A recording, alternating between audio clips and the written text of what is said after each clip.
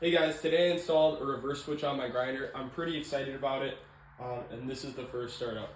So I'm a little bit disappointed that this VFD, which was like $600, didn't come with a reverse switch, which is a $30 add-on.